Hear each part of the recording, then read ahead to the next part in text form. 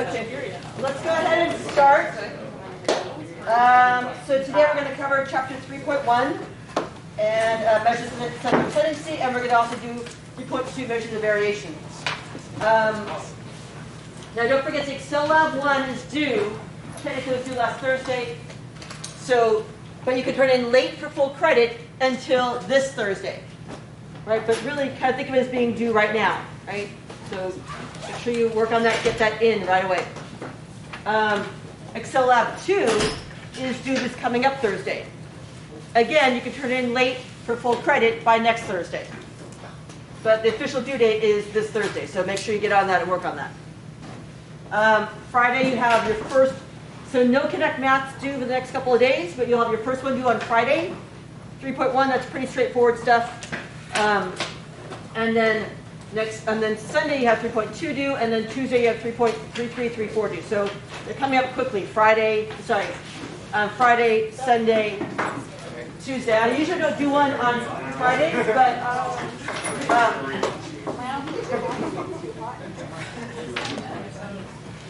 I usually do one on Fridays, but Thursday was too soon. All right, so first one's due on Friday.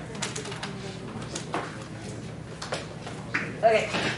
If the exam did not go well, be resilient. It's only 12% of your grade. But you guys should think about how you studied, right? So take a second, take some time and think about how you studied, how you prepared, when you started preparing. Everyone actually maybe take a piece of paper out right now, and it'll take 2 minutes, and write down how you prepared, like when you started preparing, how you prepared, you talked to other people while preparing, and how much time you spent preparing. So a couple minutes, think about that, and then write down if there's anything that you would change, that you think you might want to change for next time.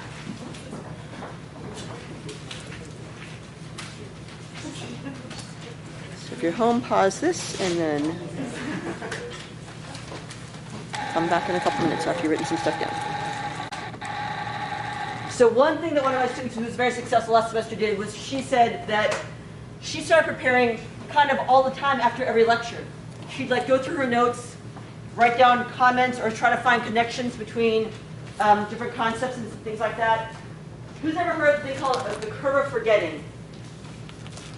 Cool. So this is how the curve of forgetting works, in case for those of you who haven't heard of it, is you learn something and you will forget stuff over time. Like a week later you might forget you might remember maybe less than half of what you had or less than that.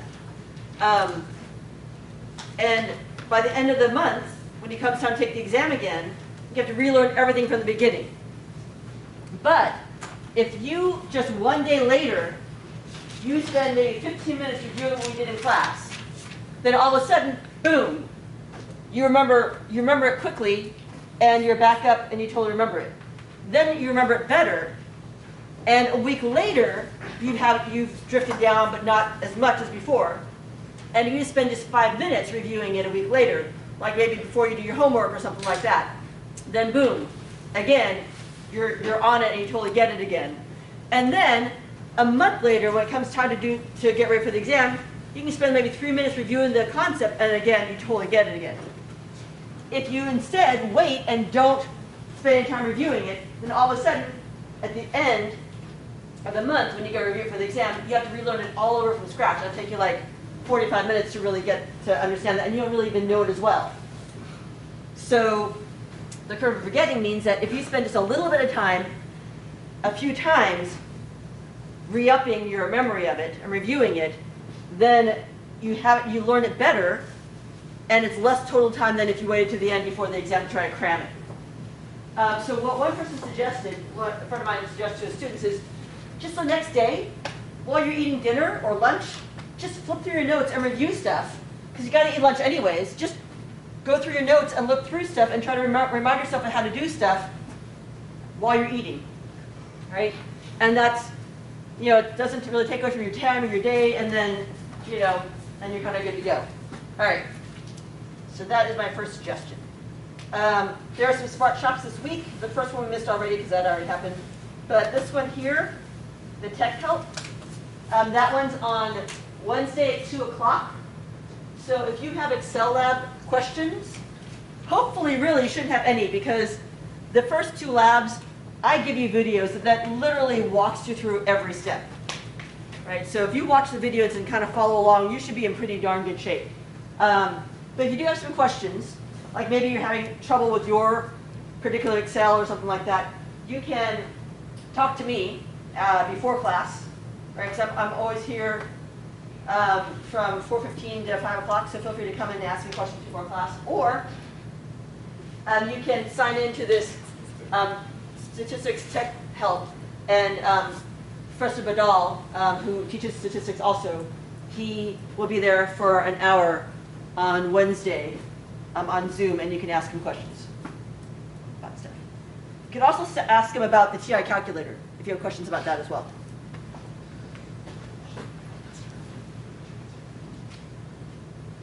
All right, Excel labs. So they are on Canvas somewhere.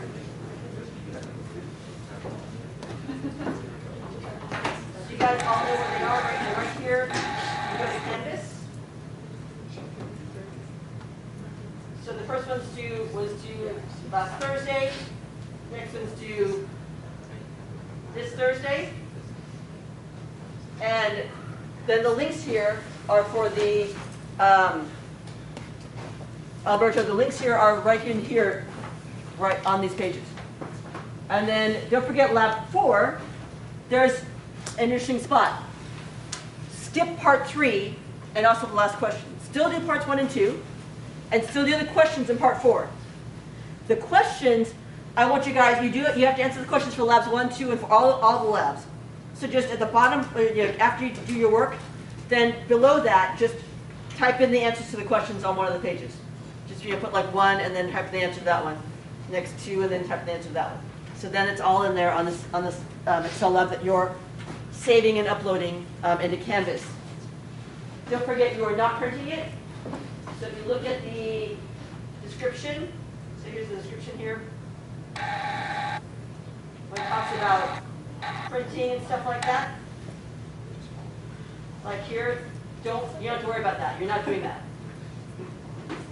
And then down here again, talking about the printing, you can skip that part because you're not printing. You're just uploading. All right. Any questions about the labs? Great.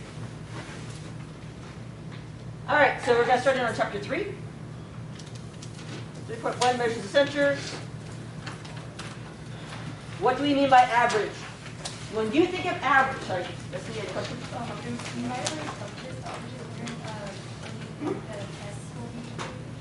So I have 4 of the 6 pages graded. So what I do, I grade the whole page for everybody, all my classes, and then I do the next page, and the next page, and the next page. So I have 4 pages graded. I have 2 left to do. I'm hoping to get them done today, but or tomorrow, at least by tomorrow night, I think, because I've got tomorrow until 2 I have free. So I don't teach until tomorrow, 2 o'clock tomorrow. So I have some time tomorrow morning, which means I could maybe stay up till 3 or 4 tonight and get it done. I'll try. No worries. But yeah, so definitely by Thursday for sure. Hopefully tomorrow, but I can't hand them back until everybody takes it, and there's still one person who is out, and she's supposed to take it, I guess tomorrow or Wednesday. So I got to figure that out. So I can't hand it back. I may not be able to hand it back till Thursday, but certainly by Wednesday night I should have them graded and uploaded. And I'll email you guys when I have them graded. Okay. Thank you. You're welcome. I'm just faster. All right. So average. Most of you guys, when you think of average, you think of what? Mean. Yeah, the mean. You add them all up, and you divide by how many there are. That's the mean. However, there's all these other things: the median, the mode, the mid-range, which we're going to look at, and the weighted mean, which is a mean, but it's a little bit different. Okay.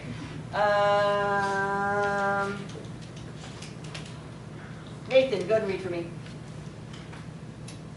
statistic is a characteristic or measure obtained by using the data values from a sample. A parameter is a characteristic or measure obtained by using all the data values census for a specific population. Perfect. So if you noticed on your exam, I asked you, what is the average blah, blah, blah that these people, that these subjects, did whatever. Is that a statistic or parameter? It's from a sample, right? It's from a group that you sampled. So would that be a statistic or a parameter? Statistic. Right? Because it's from a group of subjects. It wasn't all the people in the world. It was just the subjects that you had.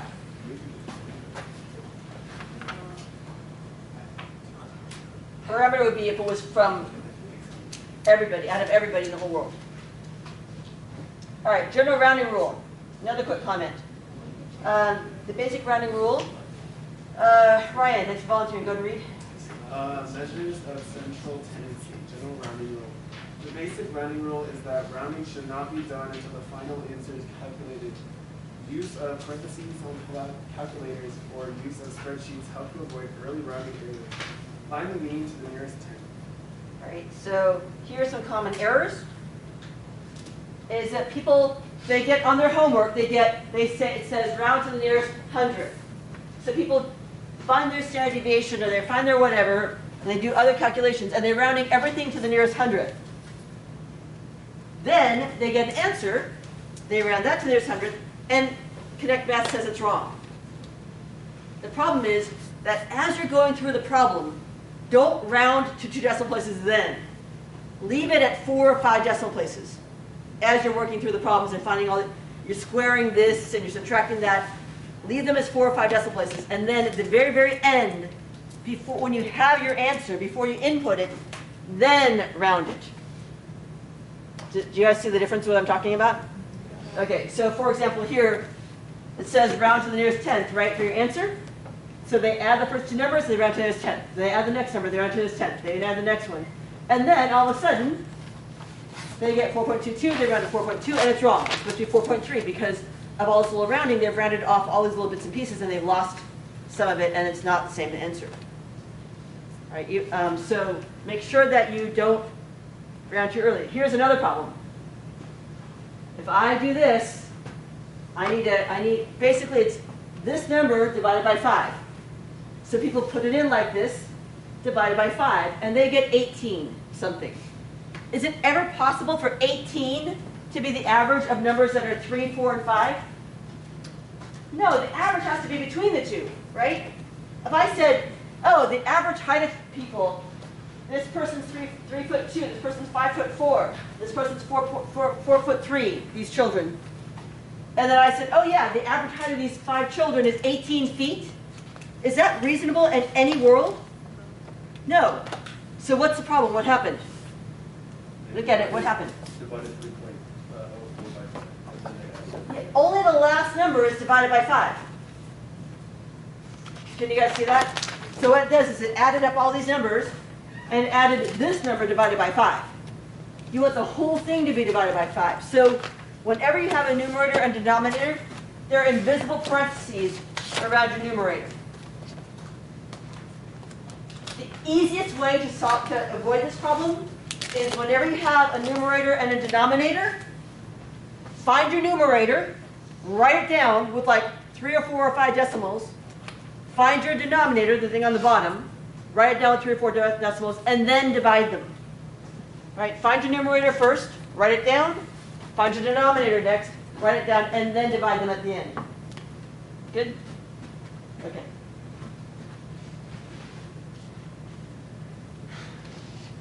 All right, so here's our mean. It is the quotient. I don't think you guys write anything down yet, are you? No. Nope, nothing down. Okay, good. The mean is the quotient of the sum of the values divided by the total number of values. The symbol X bar, so it's a little X with a bar over it. The mathematicians, they're not creative, but they name things how they are. So X with a bar over it, X bar. That's the symbol for the sample mean. What do you guys think of as the average? How do you find it? You add everything up. You divide by how many there are. Right, so you add up all the X's. divided by n. N is how many of them you have. So you'll see x1 plus x2 plus x3. All those little sub-numbers down there, those are just labels. It could be like X John, X Cindy, X Sarah, X Michael, right? They're all, those subscripts are all just labels. So you add them all up and you divide by n. Again, n is how many people you have. This symbol here, have you guys seen this one before? That little weird thing looks like a backwards E? That's called a summation symbol. Summation means you add them all up. This means the sum. So in this case, you add up all the x's, and then you divide by n. You divide by n is the number of items you have, how many there are. For a population, the Greek letter is mu, so is used for the mean. So for a population mean, we use the symbol mu, and it's just like the beanie, it's just like the Pokemon.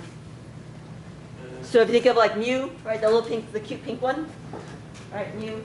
So that's, and it's written like this, or it can be written like this, more like an M, more like a U, or any. There's all sorts of ways that people write mu. That's all mu, and mu. That's the population mean, and that's going to come up over and over and over again a lot.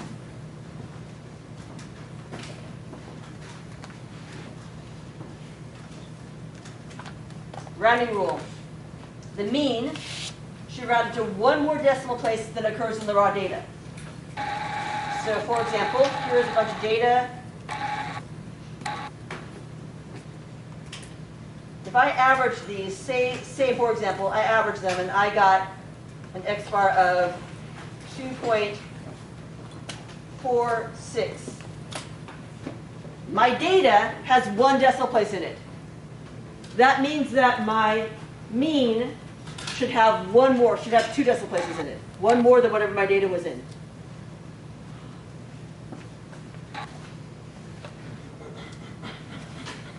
All right, here's an example. Least incidence, right? Find your x bar, add up all the x's, divide by n, 9 because there's 9 of them, and you'll get 693.7. One more, it has one decimal place. Why? Because my original data has no decimal places in it. So it should have one more decimal place than my original data.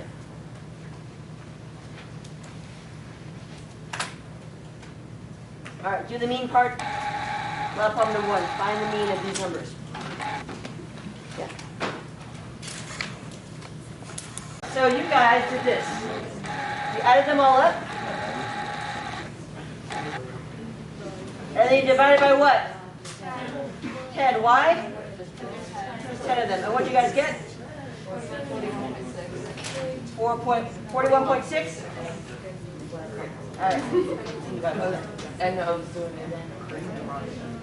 All right. All right. Median. The median is the midpoint of the data array. So in other words, it's a number that's in the very middle when you put them in order. So it's the one that's, who's ever heard of median home price?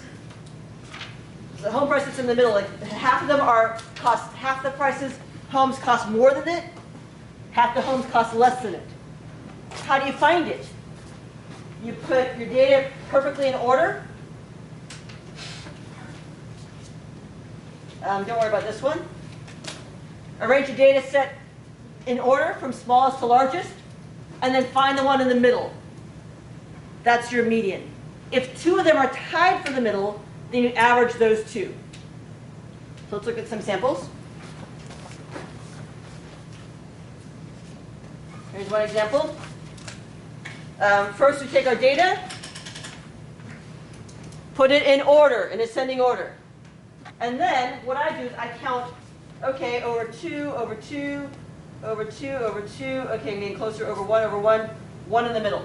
That's my median. All right. Here's another situation.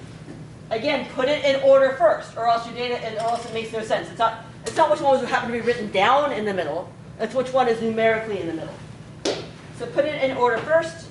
2, 2 here, 2 there, 1 there, 1 there. There's 2 tied for the middle. So in this case, we're going to take those 2 numbers, we're going to average them. Right? Add them up, divide by 2, because there's 2 of them. So I do that, and I end up with 810. Okay, so you guys do the median part on lab problem number 1. You just put it in order first, right? So do lab problem, the median part of lab problem number 1.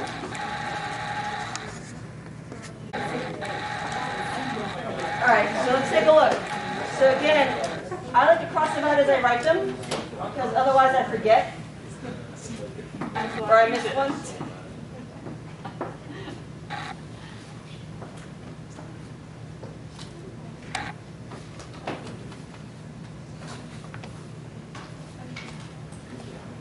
All right, and then figure out, okay, 2 there, 2 there, 2 there, 2 there. These 2 are in the middle. The average of 43 and 43 happens to be 43. Kind of unfortunate, but that's okay. I didn't pick good data, my bad. So the median is 43.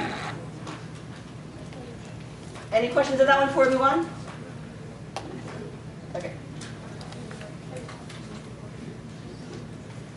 Measured central tendency, the mode. How about Diego, go ahead and read for me. The mode is a value that occurs most often in a data set. It is sometimes said to be the most typical case. There may be no mode of one mode, unimodal, two modes, bimodal, or many modes, multimodal. Good. Multimodal, exactly. Okay. So here's an example. All right, sometimes it's easier to put them in order because you can see if anything occurs more than once. And you guys can totally see that 10 occurs the most, so 10 is the most. This one over here, there's exactly 5 that are 104, and there's exactly 5 that are 109. They're tied for the most. So it's bimodal. There's 2 modes. If there was one more 109, then 109 would win, and it'd be the mode by itself. Because they're exactly tied, then there's 2 modes. So you guys find the mode on yours. I'll give you guys 15 seconds. Find your mode.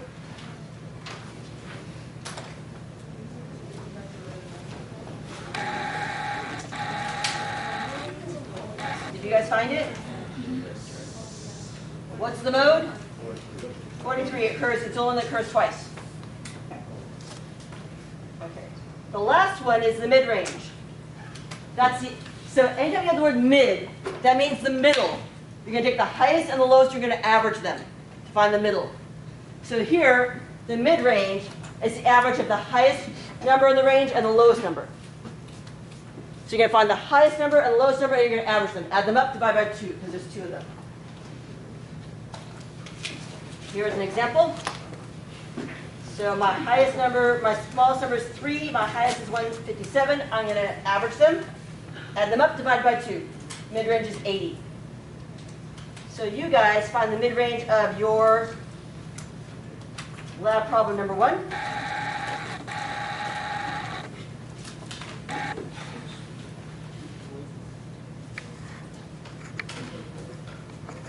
Okay, so what's the highest number? 27 is the lowest, so you're going to average those 2. And you'll get 42, I think? Yeah, perfect. All right. It will not always be a whole number. Like it might be like a half. Like if this was 58, then it'd be 42 and a half. I wonder go with that part. Okay. Yeah. All right. So now, how about Omar? Go ahead and read for me. The water temperature at the points downstream from the plant for the last 30 days is summarized in the table. What is the mean temperature for this distribution? All right. So here's a table. We have data.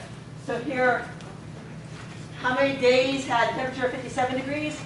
5 of them, right? How many days had a temperature of 56 degrees? 4 days. So what we've done is we've taken 30 days, we looked at the temperature each of those days, and we compiled it to a table, just like you guys did in chapter 2. Good? All right. So what's going on? We want to average them. Well, here's the basic way of doing it. There are 4 52s. I've circled them in yellow. So I can add 52 4 times in yellow. There are 6 53s. So I can add 53. Those are the ones in red. I can add 6 of those. There are 3 54s. So I can add 3 green 54s. There are 8 55s. I can add 8 55s. And there, don't write anything down. I'm just talking to you guys. There are 4 56s. You can add 4 of those. And there are 5 57s. You get 1837, then divide by how many there are there? Well, 30, we did 30 days, so there's 30 temperatures. Divide by 30. Good? That's kind of a pain. It's a lot of work. The whole point of math is to help us be lazy. That's why people have math, right? So, instead of adding 52 4 times, 52 plus 52 plus 52 plus 52, when we were little, we learned that adding 52 4 times is just 4 times 52. Adding 53 6 times is just 53 times 6. So on your handout, do that, right? Find all of these, complete this table. Right? 6 53s, find what that is. 3 54s, find what that is. And then add them all up.